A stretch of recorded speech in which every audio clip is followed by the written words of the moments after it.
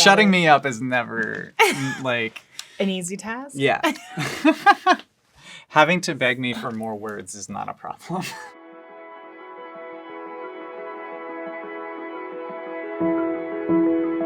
It's getting better. It's getting better, and the diversity is getting there. Like, there's just not a lot of Asian representation, and especially like LGBT. So to have that more and more is there, you know, but it's few and far between. Over the last 25 years or so, lesbian representation has been inching its way toward progress. Definitely early on, and honestly still even now, so much of it centers around drama. What was it called on the L Word? Alice's little map. The diagram of everyone. Yeah, it's like everyone who had hooked up with everyone yeah. and how all the lesbians have slept with all the lesbians. Yeah, it's funny, but it's also perpetuating that idea of queer people being hypersexual and queer people, I don't know, dipping their toe in the taboo. I identify as pansexual, and that's something that I think gets glossed over a lot. It either gets traded in for bisexuality or gayness. I think that like pansexuality as a term is not super out in the media. I can't think of any characters off the top of my head. Even within the queer community, I think that like pansexuality is a harder concept for some people to grasp or accept. I think queerness is so vast. I think there's opportunity to have more diverse queer representation in media. I think we're starting to diversify how queerness looks, and queerness and other identities, like identities that we share. I don't think it's well represented because it's not enough. We need more stories to represent them. I believe we're getting there. This is a lot more than we saw growing up. We have a lot more available options in media and characters that we can identify with. And there's so many people out there fighting for this diversity, representation, and I can see that. I feel like the roles that are portrayed specifically with Latinx people are very pigeonholed, right? Like are very concrete and very specific, right? Like it's either very masc or very femme, and not a lot of the times like somewhere in the middle. I think we need more representation, more queer diversity, even like you were saying in LGBT films, there needs to be more diversity within those films, but also in mainstream media, there needs to be more diverse queer representation. Oh, queer representation in media has to show the negative stories. We need the drama. And like, can we just have like, hey, someone did this and it was a thing. Yeah. And it's fine. Like showing an example of like, let's do this in a positive way. Right. Let's like, not... could it just be like a normal plot and then the character happens to be queer? Yeah. Or what a like, concept. I feel like I've never really seen a representation of my story in media or rom-com because my story is so uniquely my own. Think of something where you have college-age students. At the beginning of the season, one character is cis, and then at the end of the season, they are identifying as trans, and they just happen to transition, and everyone just accepts them. Like, you know where's what that? show's kind of like that though? What's that one that I've been binging? Euphoria? Rude. There are multiples. Good Trouble. Yeah. That's you're been right. like a really refreshing series because there's one particular relationship where one of the two starts to question their pronouns, and it's such a simple conversation of, hey, I think my pronouns are going to be they, them. Yeah. And that was it.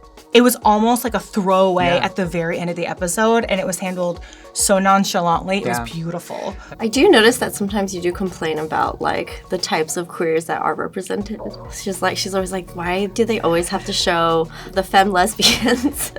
And like sometimes we just want to see like the unique lesbians of like all types, not just like the stereotypical like butchy les or like the femme les. I do love that in shows that we're getting now that there are actually non-binary characters. We love Our Flag Means Death. There's a character named Jim who's goes by they, them pronouns. The fact that everybody on that show respects the non-binary characters' pronouns is a huge step. It's just so normalized even in that show for everybody to just, okay, yeah, that's their pronouns and that's them. Yeah, that's them. It's so good. One thing I would love Hollywood to understand about the queer experience is that they should be represented by queer people. there's enough diversity within the workforce where straight, cis people do not need to be playing those roles.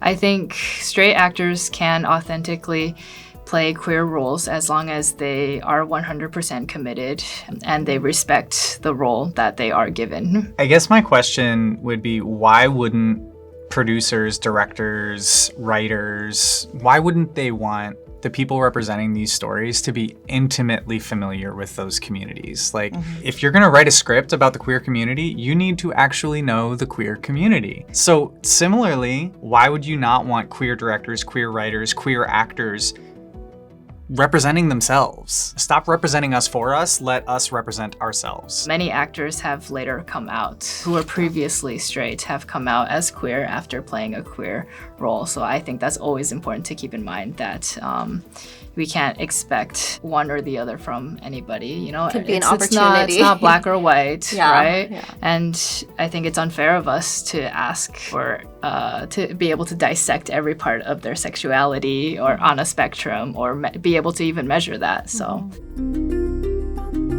In media, there's just a lot of stories about straight couples, and and even the few stories that I do see that are out there still very much differs from my own. So no, there's not a lot of representation. I have never seen a love story that's similar to our love story. I have yet to see one. I think oftentimes there is an emphasis of the traumas and the hardships of being a queer person. What do you call that? The fairy tale ending? Happily ever after? That, right? Like, is really not something that I've seen in media in terms of a queer love. Are we happily right? ever after? Is that what you're saying? Yes. Oh.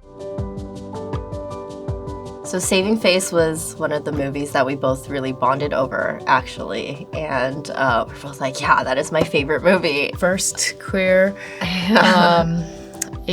all Asian cast movie for the both of us, I would say. Yeah, Saving Face came out in 2004. It was very ahead of its time. Yeah, Alice Wu, who is a godsend. Love her so much. It's about two Asian American second generation queer women, and it's just so good. The wine bottle scene from Schitt's Creek. Yes. That was there what I you go. used. That was the scene that I Yes. used Oh my gosh. to describe my sexuality to Yeah. my mother. Yeah. And we were just sitting there watching Schitt's Creek together. That scene happened, and I just went, yeah, that's me. And her mind was blown. Oh my gosh. And it wasn't until a couple weeks later, we were driving in the car, where she said, she was like, I'm so glad that we had that moment, because I never got it until then. And that was a moment that I didn't think I was gonna get. And it came, I don't know, like 10 years after I came out or something like that. It was really special. Yeah.